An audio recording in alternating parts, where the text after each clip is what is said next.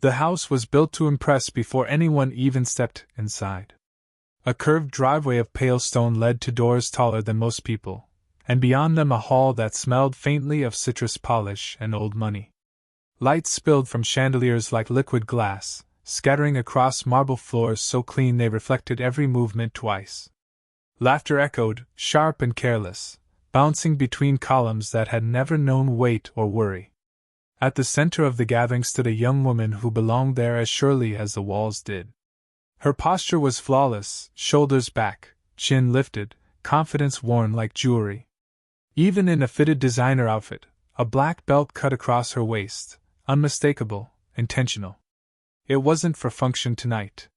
It was a reminder. People noticed it immediately. They always did. Around her, guests clustered close, glasses in hand, drawn by her energy. She spoke loudly, easily, recounting stories of competitions and victories, of medals earned and rivals crushed. Each tale was met with impressed murmurs, approving nods, the soft clink of crystal. Cameras came out, lenses angling for the perfect shot, because moments around her always felt worth capturing. Along the edges of the room, moving almost invisibly, the maid worked. She glided between guests with practiced grace, tray balanced perfectly, eyes lowered but alert. Her uniform was simple, pressed to sharp lines, sleeves rolled just enough to allow free movement. Most people didn't look at her for more than a second. She was part of the background, like the marble or the mirrors. But if someone had looked closely, they might have noticed the way she moved. Not rushed, not timid. Deliberate. Grounded. As if every step was chosen rather than taken. There were faint scars on her forearms, pale against dark skin, half hidden by fabric and motion. No one asked about them. No one ever did. A burst of laughter cut through the room, louder than the rest. The rich girl had just finished another story, this one about a sparring partner who had underestimated her and paid for it. She mimicked his stance, exaggerated his fear, and the guests roared. She bowed theatrically, soaking it in. Honestly, she said, brushing a strand of hair back into place, discipline separates people. Some train. Some serve. A few people laughed a little too quickly. Others glanced around, unsure. The maid passed behind them at that exact moment, her tray steady, her face unreadable. Someone shifted, elbowing another guest. You should show us something, he said, half joking, half serious. All that talk, prove it. The rich girl's eyes sparkled. She loved an audience. Right now? She asked, already stepping into the open space at the center of the hall. Why not? Someone else chimed in. We cleared enough room.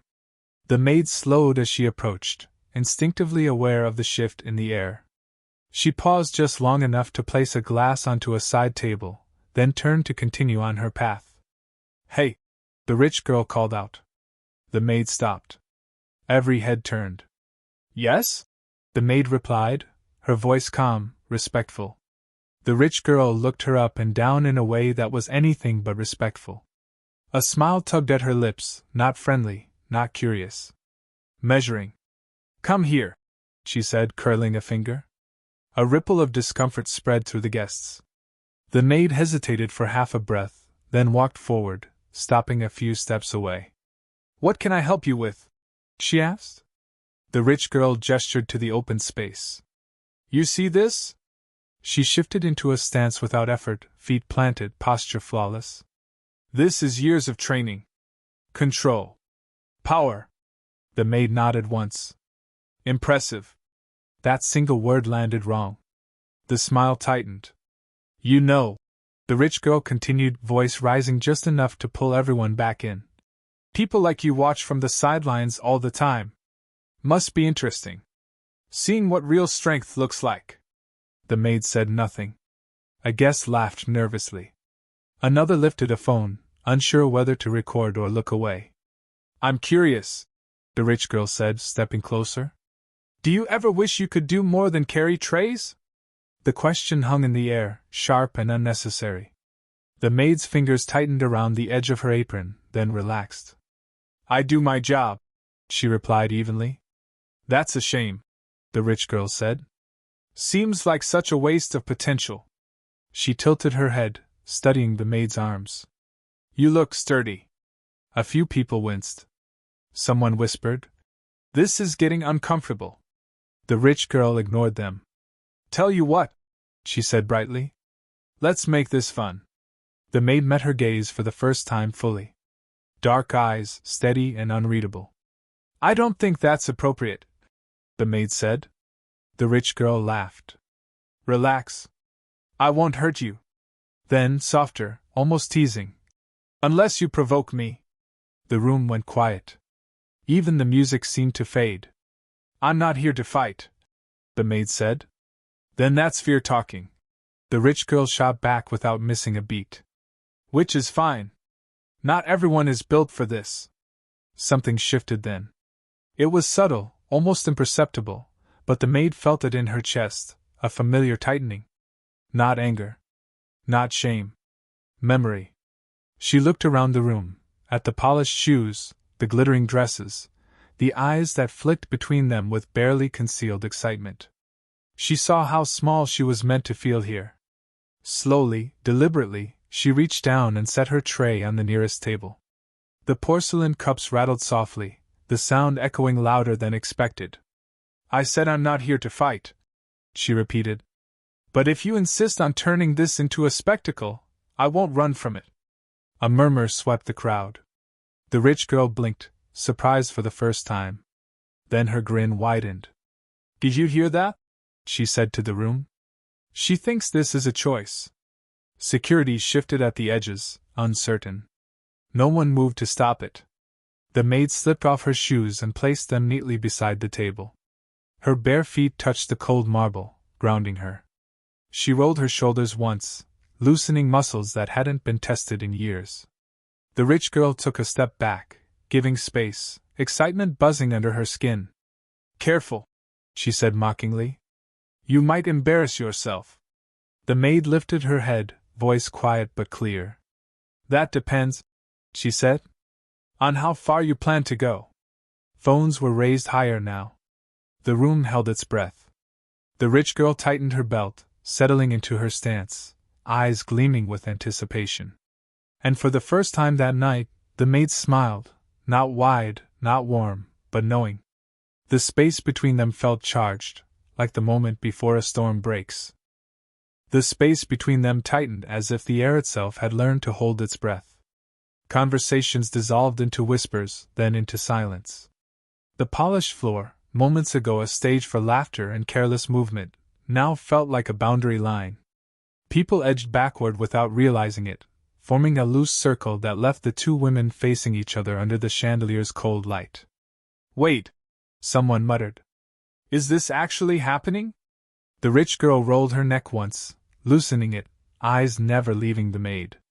Her confidence hadn't faded, but it had sharpened, honed by the presence of a real challenge rather than an imagined one. I'll go easy, she said loud enough for everyone to hear. Wouldn't want anyone accusing me of bullying. A ripple of uneasy laughter followed. A few guests smiled, relieved to be given permission to enjoy what was unfolding. Others glanced at the exits, suddenly aware of how wrong this felt. The maid stood still, hands relaxed at her sides, breathing slow and controlled. She didn't mirror a stance. She didn't posture. That calm unsettled more than any aggression could have. Security exchanged looks. One of them raised a hand halfway, then lowered it. No one wanted to interrupt. Too many cameras. Too many powerful people watching. You ready? The rich girl asked, bouncing lightly on her toes. I'm listening, the maid replied. That answer drew a scoff. You won't be for long. The rich girl stepped forward suddenly, closing the distance with practiced speed. The movement was sharp, clean, meant to intimidate as much as to strike. Gasps flickered around the circle. Phones tilted, trying to keep up.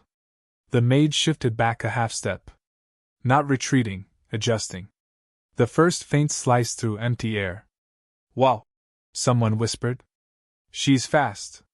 The rich girl smiled, pleased. You see that? She called out. That's years of work. She launched again, this time with a quick combination, hands and feet moving in a rhythm she knew by heart. Each strike was controlled, precise, meant to demonstrate superiority rather than cause harm. This was a performance, after all.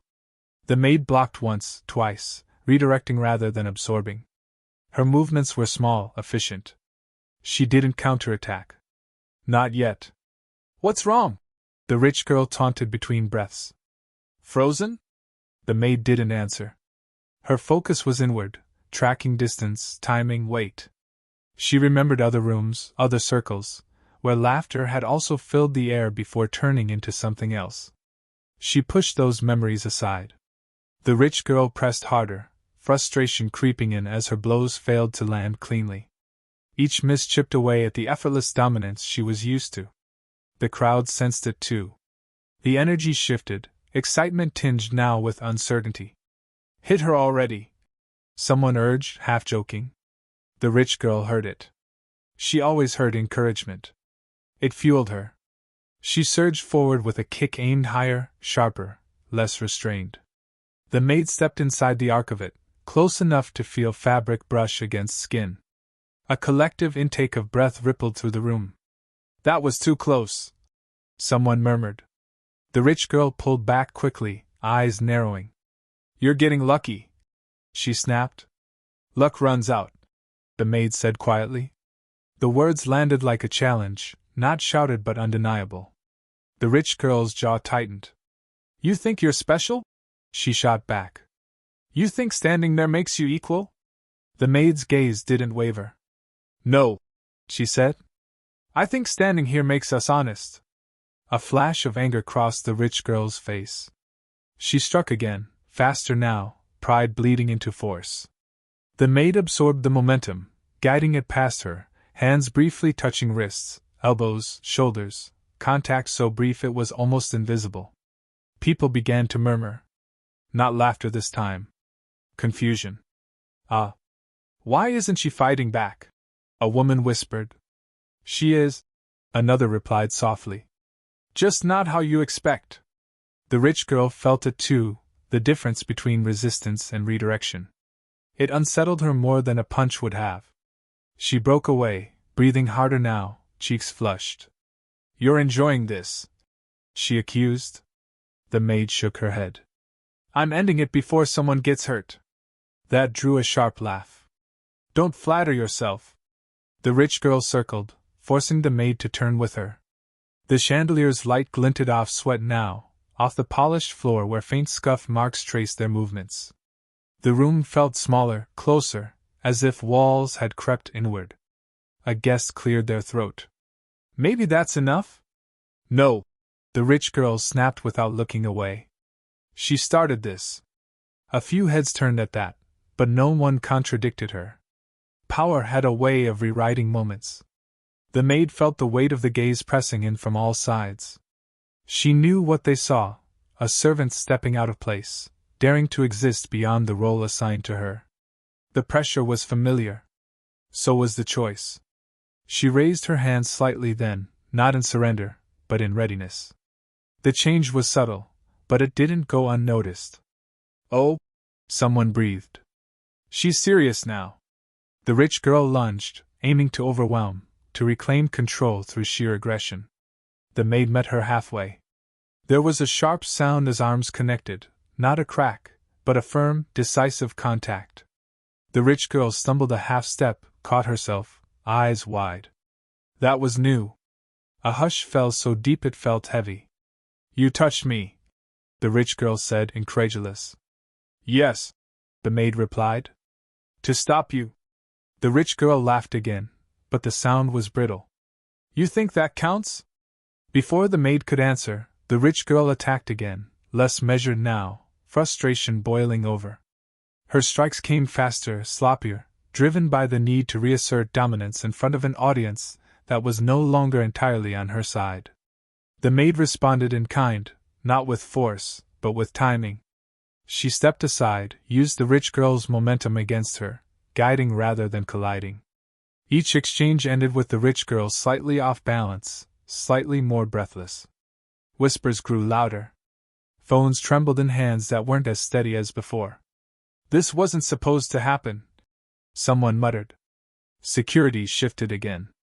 One took a step forward, then hesitated, caught between duty and the unspoken rule not to embarrass the powerful. The rich girl paused, chest rising and falling, eyes blazing. "You think people are impressed?" she hissed. "You think this changes who you are?" The maid met her gaze, voice low but firm. "No," she said. "It changes who you're choosing to be right now." For a heartbeat, the rich girl looked unsure. Then pride surged back, louder than doubt. "Fine," she said through clenched teeth. "Let's finish this." She charged, committing fully, no restraint left. The maid planted her feet. And the room leaned forward as one, sensing that whatever came next would tip the balance beyond recovery. The charge came fast and uncontrolled, driven by something rawer than skill. The rich girl's feet slapped against the marble as she closed the distance, arms cutting through the air with the confidence of someone who had never been truly stopped. Her breath was loud now, uneven, her movements just a fraction too wide. The maid didn't step back. She waited. At the last possible moment, she shifted her weight and turned, letting the rush of force slide past her shoulder. The movement was smooth, almost gentle, but it carried years of instinct behind it. The rich girl stumbled, caught herself, spun around with a snarl. A sharp gasp rippled through the crowd. "That was," someone whispered. "That was real." The maid exhaled slowly, grounding herself. Her heart beat steady, measured, nothing like the frantic pounding she remembered from other fights long ago. This was different. This wasn't survival. This was restraint. "You're trained," the rich girl said, disbelief creeping into her voice. "You lied." The maid shook her head. "I didn't. Don't play games with me." The rich girl snapped, circling again, eyes searching for weakness. "Where did you learn that?" The maid didn't answer right away. She adjusted her stance slightly, shoulders relaxed, gaze focused but calm. The silence stretched, pulling attention tighter than any shout could. "I learned because I had to," she said finally. The words carried weight. Not dramatic. Not defensive. Simply true. The rich girl scoffed. "Everyone says that." "Not everyone means it," the maid replied. The rich girl attacked again, but this time there was hesitation in her movements. A fraction of doubt slowed her just enough. The maid met her strike, redirected it, stepped in close, and for the first time applied real control. Not pain, pressure. A clear message. The rich girl froze. "You could have hurt me," she said sharply. "Yes," the maid agreed. "I chose not to." That choice unsettled the room more than dominance ever could. Power without cruelty made people uncomfortable.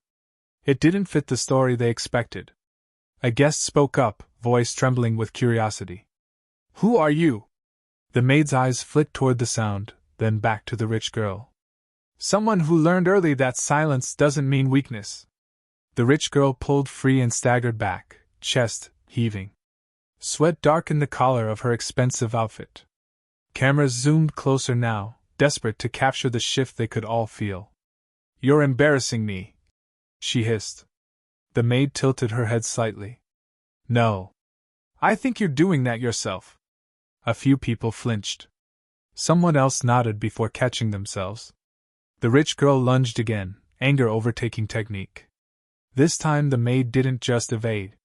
She stepped into the strike, turned her body, and with precise timing sent the rich girl off balance. Not a throw. Not yet. Just enough to make the point undeniable. The rich girl stumbled back several steps, barely keeping her footing. Silence fell hard. "That wasn't luck," someone said quietly. The maid straightened, breathing steady. "You're strong," she said to the rich girl. "But strength isn't just about how hard you hit." The rich girl's face flushed red, a mix of fury and humiliation. "Stop talking like you're better than me." "I'm not better," the maid said. "I'm different." "Explain," the rich girl demanded. "Right now." The maid hesitated. Not out of fear, but because some truths, once spoken, couldn't be taken back. She glanced around the room at the faces watching her, some curious, some uncomfortable, some suddenly ashamed. "I used to compete," she said. A murmur rippled outward. "In places that didn't have chandeliers," she continued calmly. "Places where losing meant more than bruises. I trained because I had no choice. I fought because no one else would." The rich girl stared at her, disbelief cracking her expression. "You expect me to believe that?" "You don't have to," the maid replied. "Your body already does." That landed harder than any strike. The rich girl rushed again, desperate now to reclaim narrative as much as control. The maid met her with clarity. She stepped in, pivoted, and guided the movement with unmistakable mastery. In a single fluid motion, the rich girl was lowered to the floor, not slammed, not thrown, placed there with absolute authority. A collective gasp erupted. The maid released immediately and stepped back, giving space. The rich girl lay still for a heartbeat, shock etched across her face. Then she pushed herself up, eyes wide, breath shallow. You let me down," she whispered. "Yes," the maid said. "Because this was never about hurting you." The room buzzed now, tension crackling like static. Guests whispered openly, no longer trying to hide their reactions. "She controlled her the whole time. That was an amateur. She could have ended it minutes ago." The rich girl stood slowly, legs trembling. Her voice was quieter now. "Why didn't you?" The maid met her gaze, something softer there now. "Because you were taught that power looks like domination. I was taught that power looks like restraint." The words cut deeper than mockery ever could. The rich girl swallowed. For the first time, her eyes flicked toward the crowd, registering the change. The admiration she was used to had shifted into something else. Respect, yes, but not for her. "I trained my whole life," she said, almost to herself. "This is who I am." The maid nodded. "Then you know training never ends."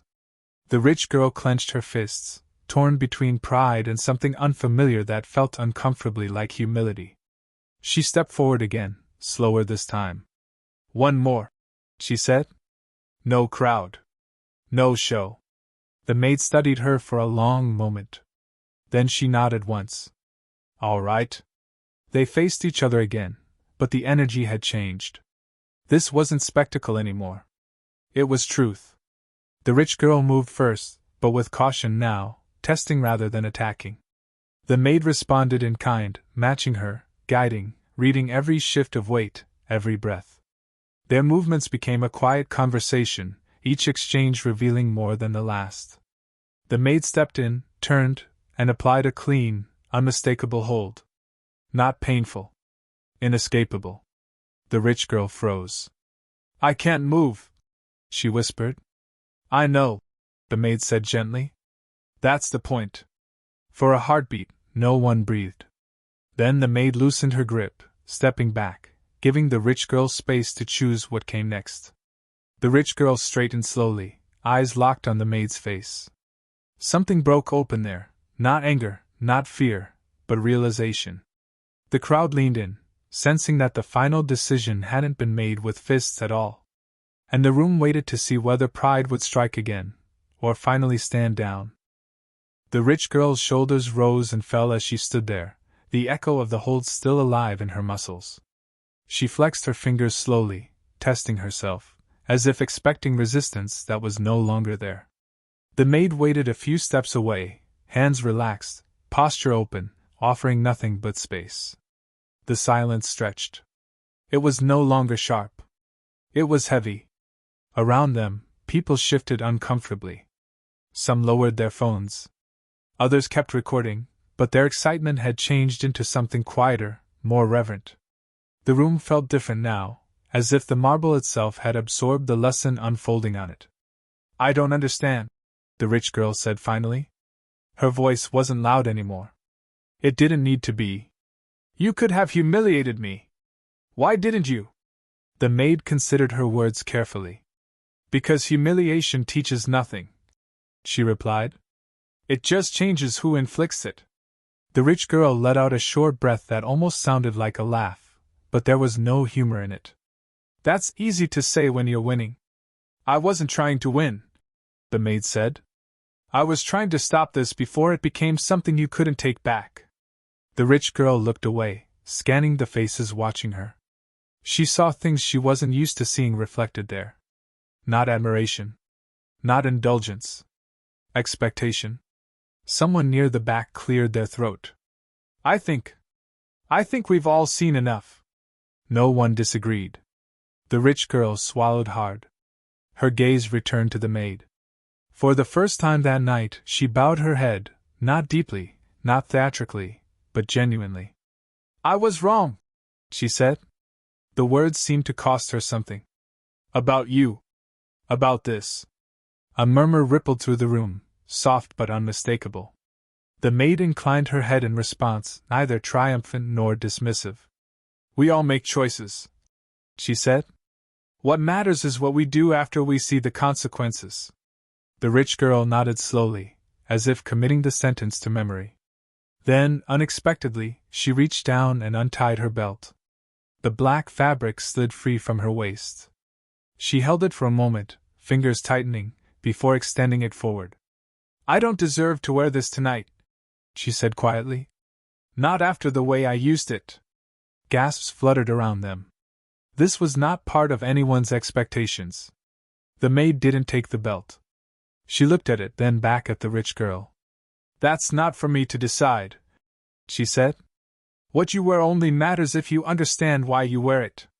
The rich girl nodded again, a little shakier this time, and folded the belt over her arm. She looked smaller without it. Security finally stepped forward, not to intervene but to restore order. Someone turned the music back on, low and tentative, like a heartbeat restarting after a pause. Guests began to disperse, conversations resuming in hushed tones. But the energy didn't return to what it had been. It couldn't. Something essential had shifted. The maid bent to retrieve her shoes and slipped them on with the same care she'd shown before. She picked up her tray, checking the cups, adjusting them without haste. Her hands were steady. As she turned to leave, the rich girl spoke again. Wait. The maid stopped. I never asked your name, the rich girl said. The maid hesitated, then offered a small, polite smile. You didn't need it to listen, she replied. The rich girl accepted that, nodding. I want to apologize, she said louder now, so others could hear. Not just for tonight. For assuming things about you that were never mine to assume. A few guests shifted, some nodding, some looking down. The apology hung in the air, imperfect but sincere. The maid met her eyes. Apologies matter most when they change behavior, she said gently. I hope yours does. It will, the rich girl said. I promise. The maid inclined her head once more and continued on her path, weaving through the room as she had before. But now, people made space for her. Not out of obligation. Out of respect. As she set the tray down in the service area, away from the crowd, she allowed herself a single deep breath. The tension drained from her shoulders. She hadn't realized how much she'd been carrying until it was gone.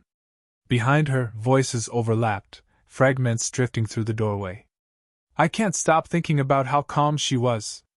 She never once tried to show off. That was real strength. The maid closed her eyes briefly, letting the words pass without clinging to them. Validation was fleeting. She had learned that long ago. When she returned to the hall, the atmosphere had softened. The rich girl stood with a small group now, speaking quietly, her gestures restrained. She glanced up as the maid passed and offered a respectful nod. The maid returned it, nothing more, nothing less. Later, as the night thinned and guests began to leave, the rich girl approached once more, this time without an audience pressing in. I meant what I said, she began. If there's ever a way I can make this right. The maid met her gaze, thoughtful. Teach differently, she said. That would be a start. The rich girl smiled faintly. I will. They stood there for a moment, two women who had arrived at the same place from opposite directions. As the final guests departed and the lights dimmed, The maid moved through the room, restoring order with quiet efficiency. The marble reflected her steps, but this time it felt like acknowledgement rather than surveillance. Outside, night air cooled the heat left behind by conflict. The maid paused at the doorway, looking back once. The chandelier glowed softly, no longer trembling. She stepped into the darkness with the same steady stride she'd always had, carrying nothing new but leaving behind something heavy. And those who remained understood, perhaps for the first time, that power does not announce itself loudly, does not demand space, and does not need permission to exist. It simply stands its ground, and lets the world decide whether it is ready to see it.